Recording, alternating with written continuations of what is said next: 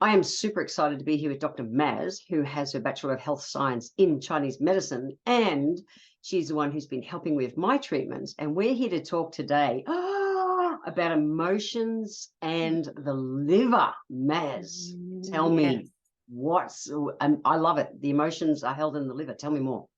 Well, the liver is in charge of moving our qi, and we know that our qi or our energy, and we know that emotions are energy in motion. So when the liver doesn't get to express things and we pack things away in our body, then we say that things get suppressed, and also our function of how our body works is a little bit impeded, to the degree that in Chinese medicine we say that all disease originates with emotion. We think emotion sits behind everything. I love that we think the same. So in this episode, we are going to dive deep on all things emotion and liver. Let's go. Let's start with the fact that you say, same as we do, you have to feel it to heal it. Tell me about the liver and emotions. Let's start there. Yes. So in Chinese medicine, all of the organ systems have an associated emotion, but the liver probably more so than others, because it's charged with the function of moving everything in the body and moving our qi or our energy or all of our metabolic functions in all the systems. The liver also cops it the most when we're not moving through our emotions. So if we're stagnant in our expression, or if we're suppressing things, then the liver can get bound up, and we can notice things happening in our body. But it'll present differently for different people, but it could be things like constipation, or certain types of headaches, migraines, period issues. I could go on and on. It's different for every single person, but yes, that's how we see it. So with if we think poos, is it like nuggety poos, dry poos, bunny sticky poos? It's very often sticky poos. Yes, so there's sticky poos. So to be clear, though, the liver can overfunction or underfunction. So when the liver's super overfast, we can tend to have explosive things like diarrhea and so on. But when the liver's locked down, and often that comes with a pattern of people not breathing below their diaphragm because there's too many emotions under there. So we just breathe up here. Yeah. So then the intestines aren't getting massaged, and I can actually feel a little bubble in people's pulse. And then I ask them, are your poos a bit sticky? Do they stick to the bowl, and do they feel unfinished? And they're like, oh, how did you know? How did you know? But that's like a bound up liver qi pulse that we feel. So then it might be slower poos. They might be more rabbity, but just the general trend is that it feels unfinished, or you go and then you might have to go again. And so then when we do some acupuncture, or bring in some breath practices, or bring in some emotion feeling, like somatic experiencing practices, then the poos start moving, and so much space opens up, and things really open up from there. Okay, so tell us about the somatic breathing practices that help liver, emotions, poos, and all the other things that can come when the liver's out of balance. Yes, great question, because there are so many. Like we have, as you probably know, Qigong and Tai Chi. There's a whole separate almost field of medicine where we have different kind of breath and movement that we link. But one that I like, that's quite simple for a lot of people to access, is just to set a timer on their phone for 60 seconds, to just sit somewhere comfortably, put their hands on where they're feeling the emotion or the tension in their body, and just breathe into it with gentle curiosity, without any kind of forcing, without getting the mind involved, because the mind's going to try and make up stories, but just experiencing the physical sensation of, how does that feel? It's like, oh, maybe it's pinching a little bit under my left rib, or it feels like it's choking my throat is a common one, or our shoulders might hitch up to try and protect us from expressing what's on our chest or in our throat. And because a lot of the research or understanding shows that many of our emotional states pass within 60 to 90 seconds, just setting that little container of 60 seconds can provide a safe space for us to just dip our toes into that, and know that, we're not going to be there for forever. And it's quite astounding how much things can lift in that time. Yeah. So what's the most common emotion that you find in Chinese medicine relates to liver? I know what we think as naturopaths. Yeah. Let me guess. Do you guys think it might be anger? Frustration and anger. Frustration, yes. It is. It really is. It really is, and same for us. So the liver is related to the wood element in Chinese medicine, which is trees, and trees like to express themselves by growing outwards. And when that's thwarted, when we don't get to move our emotions or move our bodies or move forward in life, we feel frustrated. And that's a really common liver emotion, that and all of its associated shades of anger, or even, deep rage, which might be inherited for some people, or be related to collective grief even, which is often sitting on top of that. But I would say definitely there's that tone of anger, and that's what is written about in our classical texts as well. So that's from thousands of years ago. They identified that correlation. So being a cranky bum, your liver's offline, your liver's out of balance. Yes. All right. So what kind, if liver is out of balance and it's showing up in emotions and physical things, you be a cranky bum and all those things, what are the best kind of foods to help bring liver happy again? Yes. So the liver, being green, loves green veggies. Leafy greens are really great for the liver from our perspective. And we know that they help the liver with its pathways from a biomedical perspective too, right? Yeah. We also love things like onion and garlic. So they're really moving. So it's those kind of pungent flavors that help to support the movement that wood or liver likes. So those flavors are really wonderful to support the liver too.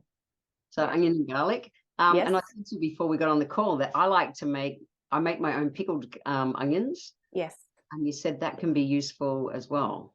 Yeah, that's a really, so each organ system within there's 5 elements, and they're attached to all the different organs, and there's different flavors that relate to each element. So the wood element has the pungent flavor, which is spreading and opening. So that's things like onion or your cinnamon, those kind of really spreading and opening flavors, or mustard, for example. That's a good one, really good, or radish, pepper, that kind of stuff. It's really spreading. Those things. Yes, absolutely.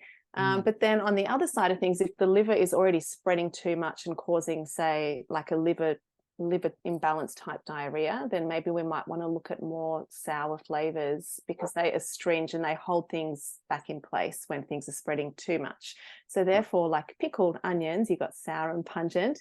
It's a beautiful yin and yang balance. So I love that onions. You can have them. And it makes them, because they're raw when you pickle them, but then the pickling process pre-digests it, which makes it easier on the spleen, which we can touch on actually the relationship between spleen and liver in a bit too. But I was just going to say, I love that, these ancestral foods and traditional foods like pickling certain things, it makes perfect sense when we look at it from a medical perspective and a food therapy perspective. Love it. Yeah. Right. So what is the link with spleen, which is my thing that goes out of balance, classically my thing, and has influenced my my pelvic floor so much. What's the game between a spleen and liver? So another great question. So for this one, I think I'll actually post a little picture of this to my Insta so people can see what I'm talking about. But what follow Dr. Maz on Insta, guys. Yeah, balanced with Dr. Maz, hint, hint. Balanced with Dr. Maz on Insta. Yeah. But basically, if you imagine like a 5-pointed star with a circle around it, that's the diagram that we use to show the relationships between the elements. So you've got the elements on the outer ring and they generate each other. So for example, we've got fire, which when it burns, it creates ash or earth, and then earth, we dig deep, we find metal, and so on. So that's how they support each other. But within that circle, so the 5-pointed star actually shows the relationship of how all of the organs keep each other in check and stop each other from going rogue, basically. So the liver has the job of keeping the spleen under control, but the liver often gets a little bit feisty, and the spleen in our modern world is often a bit beaten down. So the liver becomes a bit of a bully, and which is what we feel, for example, when we get stressed. Often our digestion will go out, or we feel queasy, and that's the stress that the liver's feeling beating up on the spleen. So then we need to bolster the spleen with spleen nourishing herbs. So often when we're treating that imbalance, it's also looking at how do we treat the weaker one, or the one that needs a bit more love. and possibly pull the other one off it a little bit. So I know with people who've sometimes presented with spleen stuff, it can get exacerbated when they have frustrations in their life, because then the spleen's already weak and the liver jumps in and just it's just a pile onto spleen, and spleen's like, I'm not coping. All right. So thinking that and thinking my spleen, the last few years have been pretty frustrating for a lot of people. Yes. I have been the mad traveler. And so reeling me in to a point that I couldn't travel and everything, that choice was taken away from me for a few years, was very real for me. And I went through a grieving and all those kind of things. So we're seeing a lot of people now. I'm seeing a lot of people in clinic, with things like, spleen and liver and all those kind of things. And we'll talk into fatty liver in a moment as well. Frustration and anger that people have felt the last few years, it's showing up in their physical health now.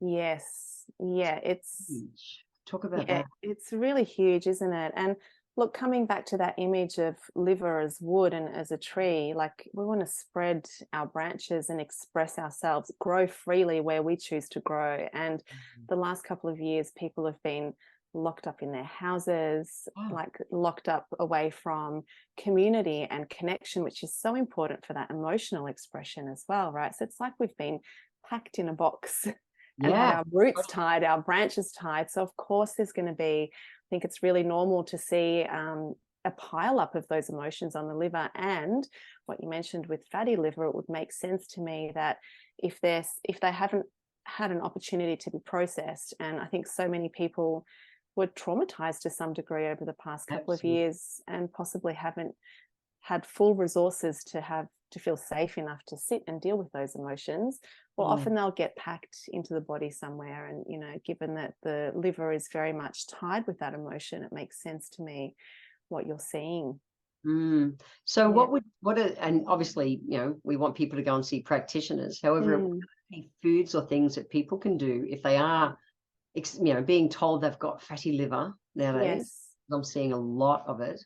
What kind of things on a day-to-day basis they can do? Obviously still go and see a practitioner like yourself for herbs and acupuncture treatment and anything that's involved. But what things they can start with? Well, that's like you said, everyone's different, so there'll be individual tweaks. But I think as a starting point with certain flavors that we can look for in our foods, definitely bitter, because it supports bile production, which I imagine is exactly what you guys would suggest as well. So bitter greens, like those flavors that our taste buds for many people are not accustomed to, but are actually so healing, because bile is our most potent antioxidant in the body. So I think definitely getting more bitter and just getting used to bitter and enjoying bitter. So we'd go for things like kale and rocket. Yes. Many people can get their hands on things like genshin nowadays easily. Well, exactly. Yeah. But those and they're both leafy greens, aren't they? Which comes back to green. Rocket and kale. Yes. Okay. Love those. Yep. Cooked onion. So this is a huge one for regulating cholesterol from a traditional perspective. And I always think of the French and their love of, all things dairy and fatty deliciousness. It's a luscious life over there, isn't it? It's a luscious life. And they have French onion soup, which is basically cooked onion. So we often use that when there's elevated cholesterol markers. We would incorporate cooked onion to help to process that. Okay, so people making their own French onion soup. If you're listening to this, French onion soup, if you've got fatty liver going on, that's a place to start. So don't go topping it with bloody sour cream and shit. French onion let it do its job. Stuff. Make your own. Google recipe, easy. It's an easy one. So easy. Just load up on the onions. And I would say also, from a emotional expression perspective, I would say get those emotions processed. So my favorites for that are screaming into a pillow or in a car. I've done that one myself before. Feels really good, actually, when there's stuff that's sitting on your chest. If you have a punching bag, anything that the liver is, located on the right side here, but it also ties in very much to the diaphragm. So when we're locked up through that middle, we're not, having swivel motion expressing as freely. So therefore, like punching and swinging is opening up that that liver. So you could even do that without a punching bag, but like in Yeah. many qigong or tai chi exercises, we're actually swinging and on the exhale, letting out that emotion. Yeah, just yeah. Um, so that would be another way. Also breathing into that diaphragm area, actually observing where are we not breathing. Like I think there's so many of us that have different breathing habits that we've developed through stress or lifestyle or postural habits of sitting at a computer or a car. So taking time out to just get curious and to breathe with the whole abdomen, like with breath work. Pushing your belly out as you breathe. For those who are wondering what's diaphragm breathing, Yes. Belly expands.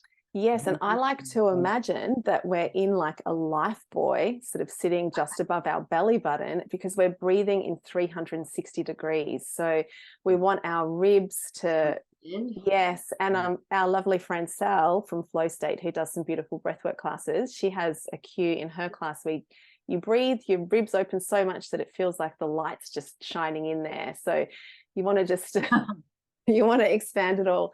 But with the caveat, I would say it's kind of a fine balance of not forcing the breath. So actually just allowing the breath to flow in and out like a tide or like waves coming in and out to shore, and just getting curious about where the waves of air can open up space in your body rather than being forceful about it, because that's going to make liver more angry.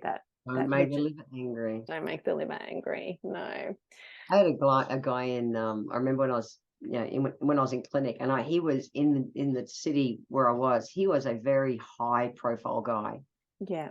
Incredible frustration that was just showing up in his body, and he was a sick guy. But he could not be seen. He felt he couldn't be seen to be out of control, and yet life was totally driving him. And we came up with a plan that he'd come home from work of a day and he'd sit on the bottom of his pool and scream his guts out there. Love that. And because water's so healing. Yes. And then he would just float it out and stuff. But he would, he'd do it underwater in the bottom of his pool. Yeah, worked well for him. I imagine it would. Yeah, and look, we can scream into Mama Ocean. I've been there, done that as well. Yeah. Well, I screamed in the ocean a couple of times. Yeah, it might have happened. Yeah. Oh, shit. Okay. Might have. Yeah. Yeah. Cool. So what are some other kind of practices you can do to get liver happy? Move emote that emotional kind of thing. I know you've got an interesting practice around 27. Number 27. Listen up. Yeah. This one came across my path from a feng shui teacher, and there's this idea in feng shui, if the energy of the room is feeling stuck, you move 27 things. And at the time in my life, I was feeling a little bit flat and cranky, and I thought, I'm just going to move 27 things and see what happens. And the difference to my liver chi was astounding, because I was just moving the things that were frustrating me, like the receipts that were sitting over there and the pens that needed tidying up, and just 27 little shitty things that just got cleaned up, Moved your frustration. It did. It was amazing. So then I've started suggesting that to patients, and they've reported back to me that it can feel really empowering. It's such a small thing. It doesn't have to be big. Sometimes it leads on to cleaning out, a drawer or a kitchen cupboard or something, which can feel amazing and spring cleany and all of that. But sometimes just a simple act of moving those 27 things, it can give us a sense of control and accomplishment too, I think, for many of us. And maybe this was true for your patient, the pool screamer. We have jobs that we don't immediately see completion, right? So it feels like we're chipping away at something, and we don't necessarily, you don't finish your job there and then and there on that day. So there can be that sense. Yeah, it's a great way to have little dopamine hits as well. Exactly. Little wins. Yeah, a little win. So yeah, move 27 things. Okay, the power of 27. I love it. Yeah, I love it too. That's so cool. All right, Dr. Maz, you have covered a heap to do emotions and liver. I love it. What else you got that you want to share? Anything else that's screaming at you? Tell them this. Oh gosh. Wow. I think I think journaling also possibly comes in here, or talking to a trusted friend, like anywhere that we can voice our emotions, or sometimes even voicing the situation to an imagined person in front of you, or if there's someone you're having a grievance with, you can imagine they're right there in front of you and you're voicing it. I think having that somatic felt experience of having it actually move through the body can help to discharge the emotions that are stuck in our body. I think journaling is great too, but I think mixing that up with the somatic practices like the screaming or moving is really important too. Yeah. Very cool. And I would say definitely movement. Like the liver likes to be active, so whether it's walking or swimming, or I mean, I feel like I could say this for each organ system, but the liver particularly does not like to be kept in a box. It likes to be moving. And then there's obviously that fine balance, and I've had to toe this line myself. We could talk about the kidney element, which for you guys I think is probably more like the HPA or adrenal axis, and people with adrenal burnout, adrenal fatigue. So I actually went through that myself, and that's related to kidney energy and draining or burning the candle at both ends. And I was a gym junkie at the time, and the only thing that made me feel good was smashing it at the gym twice a day, not once, twice a day. Worst thing in my world, that's the worst thing you can do when you got tired adrenals. Wow, absolutely. So I didn't know I had tired adrenals, and it was the only thing that was propping me up. So I would go to the gym, feel amazing, feel awful about 3 hours later, then have to go back to the gym again. And it was like just draining from an empty pot, basically. And eventually the pot ran dry, and I had full-blown adrenal fatigue, couldn't do anything. That's a whole other story. But I would say there's definitely a balance between moving but not over moving to the point where we're draining ourselves. So we've got to look after our nervous system. And I think that's actually something that I commonly see in practice, is people that are overdoing the cardio exercise and they're already like burning out with a full-blown yang lifestyle. And then trying to get them to incorporate more things like yin yoga, for example, which really slows you down. It gets the breath into all those hard to reach places when you're in those positions, and getting more of that balance in. So being mindful of, is the exercise that we're doing serving us, or is it actually depleting us further? I really encourage people, if their body is running tired and frustrated, anything like that, is not to go and run it out and not flog yourself in the gym like you did, but Tai Chi, Pilates, what's Qigong, yoga, all those gentle things, it still moves the energy really well. There's a great saying that Gandhi said, and it's kind of like, I feel so cranky. He doesn't crank, I think he uses the word angry. I need to go for a walk. And then he comes back and I'm still angry, so I need to go for another walk. And he had a lot of frustration to deal with, but he changed it. I know. It did. Yeah, he did good in the end, didn't he? I'm still frustrated. I'll go again. And walking is amazing because it is that rhythmic linking breath with it. So it doesn't have to be sprints, right? It can just be, I love it. Love walking. Yeah. So Dr. Maz, awesome information. So much stuff there for people to start with. So to track you down, best way is to find you on Instagram. You are Balanced with Dr. Maz. Balanced with Dr. Maz on Facebook. Probably Balanced with Dr. Maz. With Dr. Maz. Your podcast is called Dr. Maz. It's called Balanced Natural Health with Dr. Maz, and that's actually having a revamp. There's some new knowledge that I have to add to my last season that I put out there, so new understandings. And cool. And you've also got a free ebook that people can get, all about spleen and pelvic floor. I do, yes. So all about how spleen is the foundation for our health. So there's a link to that in my bio on my Insta page. And that provides a lot of information about the 5 element foundations that we were talking about here. So there's that little diagram that I talked about with the 5-pointed star. And I will be starting to share more about that on Insta so people can have access to that knowledge themselves. Yeah. Thanks, Dr. Maz. Thanks, Jen. It's been so much fun. Yay. Very cool. We'll catch you again. See ya.